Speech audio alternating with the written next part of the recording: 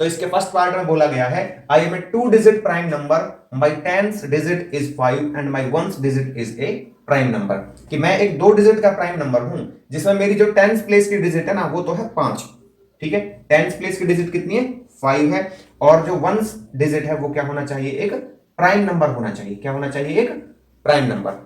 तो चलिए यहां पे लिख लेते हैं 1s एंड 10s। इसने बोला था 10th प्लेस की डिजिट कितनी होनी चाहिए, 5 होनी चाहिए, लिख दिया मैंने 5। इसके बाद 1st प्लेस की डिजिट एक प्राइम नंबर होना चाहिए, ठीक है। तो 1st प्लेस की डिजिट अब यहां पे मैं 2 लिख सकता हूं, ठीक है, क्योंकि 2 क्या है, एक प्राइम नंबर है। लेकिन उसने यहां पे बोला है कि जो ये 2 डिजिट से मिलकर नंबर बनेगा ये भी एक प्राइम होना चाहिए।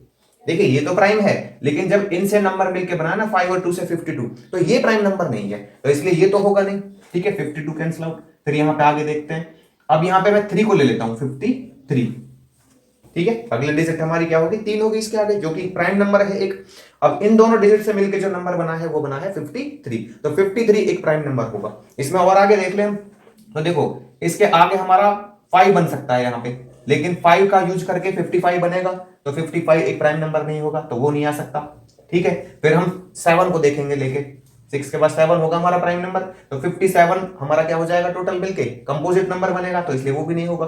फिर 59 को देखेंगे, अब अगर मैं यहां पे 59 यूज करूं, ठीक है, तो ये एक प्राइम नंबर तो है टोटल, लेकिन इसने बोला है कि इसके 1st प्लेस पे भी क्या होना चाहिए, एक प्राइम नंबर होना चाहिए, जबकि जो 9 है वो एक प्राइम नंबर नहीं है, तो इसका आंसर आएगा हमारा 53। पार्ट नंबर 2 में देखते हैं क्वेश्चन 12 के, I am a 2 digit prime number, the total of my digits is a prime number greater than 13।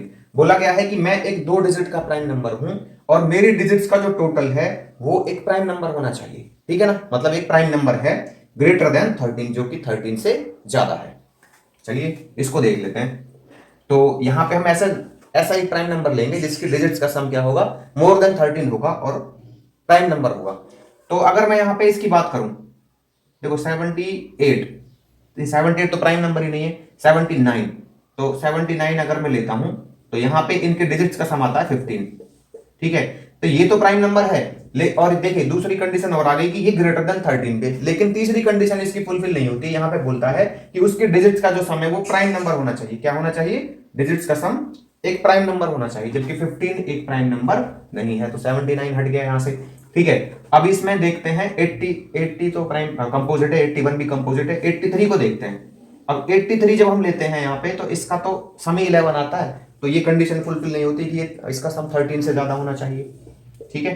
तो ये कैंसिल आउट हो जाएगा यहां से। इसके बाद 84, 85, 86, 87, 87 को लेके देखते हैं। 87 नहीं, 87 तो कंपोजिट नंबर है, ठीक है। 88, 89, 89 को लेके देखते हैं, तो इन दोनों का सम कितना आएगा, 17, ठीक है। 13 से ज्यादा है इन दोनों के डिजिट्स का सम, और तीसरी कंडीशन इसकी कि ये 13 से ज्यादा होना चाहिए और प्राइम नंबर होना चाहिए, ठीक है ना। क्या होना चाहिए, प्राइम। तो ये 13 से ज्यादा भी है और एक प्राइम नंबर भी है, तो इसलिए यहां पे हम 89 भी ले सकते हैं, ठीक है ना। इसका जो आंसर है हमारा क्या होगा, 89 होगा। क्या हम आगे देखें इसमें, जैसे अगर मैंने यहां पे और बात करता हूं 97 की, ठीक है, तो 97 एक क्या है, प्राइम नंबर है, लेकिन अगर इनके डिजिट का सम करता हूं मैं तो ये 16 आता है। ये 13 से ज्यादा तो है लेकिन एक प्राइम नंबर नहीं है, और इसने ही बोला था कि इसके डिजिट्स का सम भी प्राइम नंबर होना चाहिए।